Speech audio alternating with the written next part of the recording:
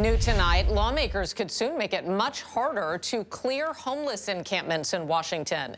A proposed bill would allow people to set up encampments on public property and refuse to leave unless offered housing. KOMO's Jeremy Harris is live looking at the impact this change could have. Jeremy.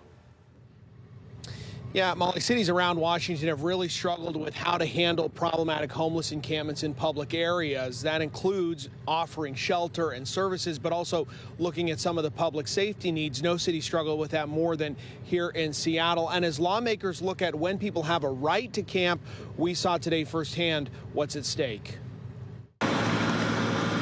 On the shores of Seattle, hidden from where most would see it, volunteers dismantled what's left of a small homeless encampment and reported it 2 separate times.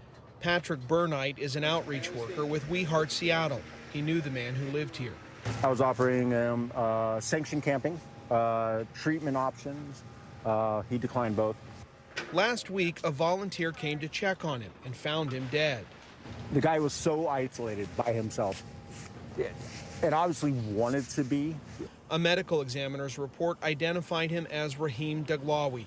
He died from a fentanyl overdose. I can't believe it's still sitting here. Here at the camp, we found fentanyl pills still wrapped in foil. This is a great example of an encampment near a park in public spaces who was left here to languish and die. Andrea Suarez runs We Heart Seattle and says allowing camps like this is not compassionate to the people living in them. Intervention will save lives, and mandating treatment and mandating through the court system, drug court and mental health court is the path out. Lawmakers in Olympia may soon make it harder for camps like this to be cleared. Criminalizing someone not breaking any laws other than seeking to survive when there is no adequate shelter available for them isn't good for anyone. It doesn't solve any problems. HB 2489 would prohibit local governments from clearing camps in public spaces unless there's adequate shelter space available in the same city or county.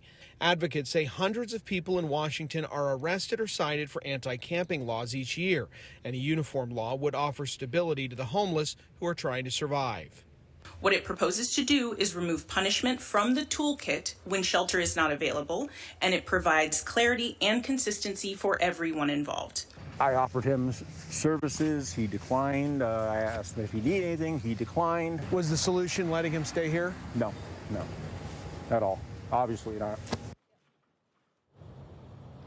Now, you heard that phrase in that story a couple times, adequate shelter. That's something that lawmakers have been debating on this bill over the last few weeks, and exactly what that means. When is there an offer? When does it count as an offer of adequate shelter, which would then trigger the city or county's ability to go ahead and clean that area? It also would require that it be in the shelter be in the city or county that is trying to sweep that homeless encampment.